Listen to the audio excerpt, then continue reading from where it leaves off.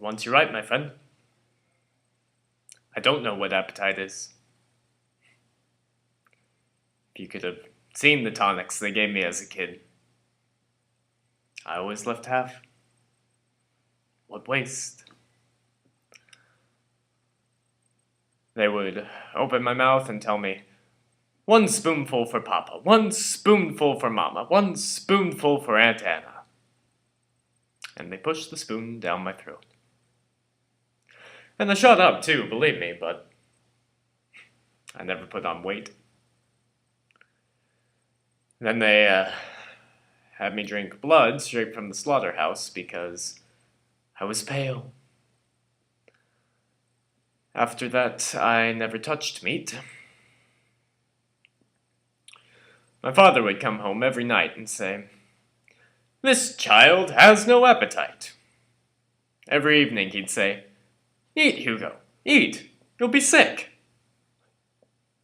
And then they had me take cod liver oil. That's the height of luxury, medicine to make you hungry while others in the street would sell their soul for a beefsteak. I would see them pass by under my window with their placards. "Give us bread." And I would sit down at the table. "Eat, Hugo, eat. 1 spoonful for the night watchman who's on strike. 1 spoonful for the old woman who picks the parings out of the garbage can. 1 spoonful for the family of the carpenter who broke his leg."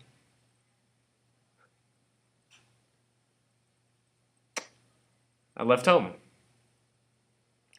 I joined the party only to hear the same old song. "You've never been hungry, Hugo. What are you messing around here for? What can you know? You've never been hungry." Very well then. I have never been hungry. Never, never, never.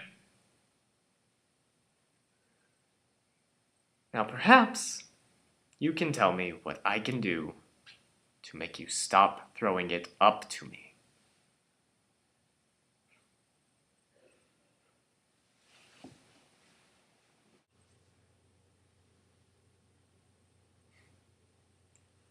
Thus have I politically begun my reign, and 'tis my hope to end successfully.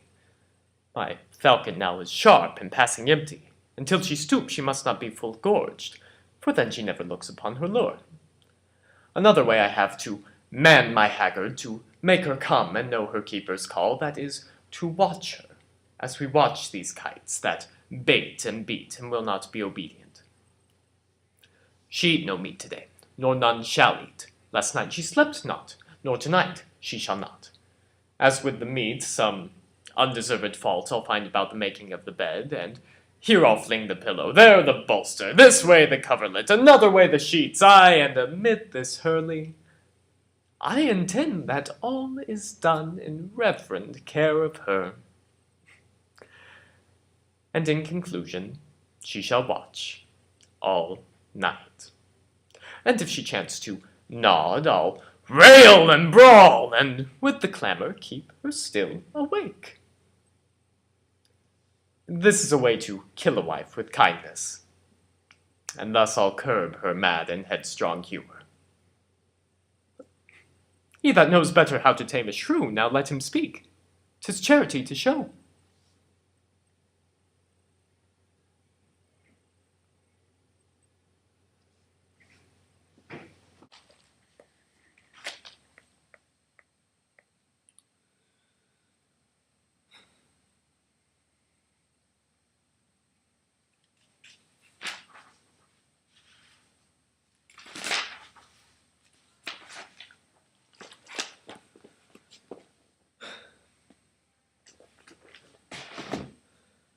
Look, I haven't read the whole thing from start to finish, but enough. You, probably, have the right to publish anything you like, pretty much about anyone, regardless of whether it's cool or decent or not. And they have the right to push back, whether that's decent or cool or not. What do you want, for me to say, "Oh, Boyces, sure, art comes before life"? But you sort of think it does. And so you have to accept the consequences of art over life, which in this case is likely going to be losing the trust of the people you love for the sake of these opinions, these bewildering portraits of people who seem totally unrecognizable to me. Let me finish. Since you want to know. Opinions.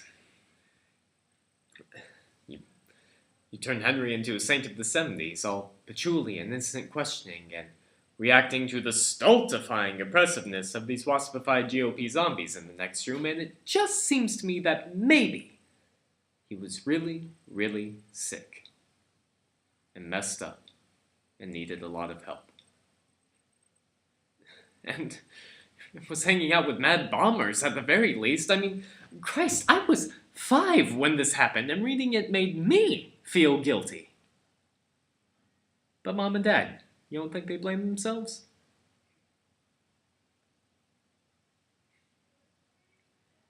But did they let him go? Or did he just fly off in rage and fury? Seems you're looking for an apology. Well, maybe they have apologized and you just haven't noticed.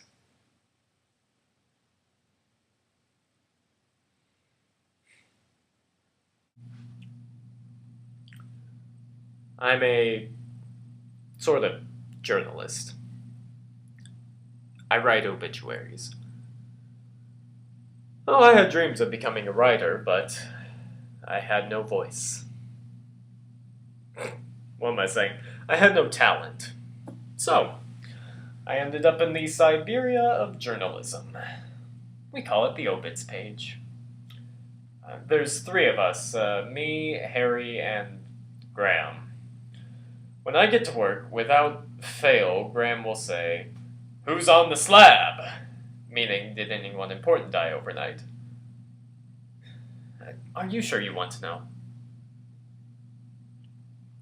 Well, if anyone important did die, then we go to the deep freeze, which is a computer containing all the obituaries, and we find the dead person's life.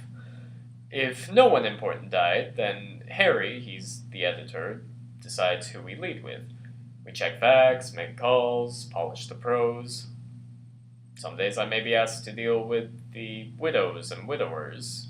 They try to persuade us to run an obituary on their husband or wife. They feel we're dishonoring their loved ones if we don't, but most of them are, well, there isn't the space. At 6, we stand around the computer, read the next day's page, make final changes, throw in a few euphemisms to entertain ourselves.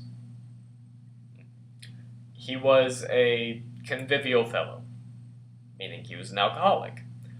He valued his privacy, gay. He enjoyed his privacy, raging queen. How did I get this job? They ask you to write your own obituary. If it amuses, you're in. It's a living.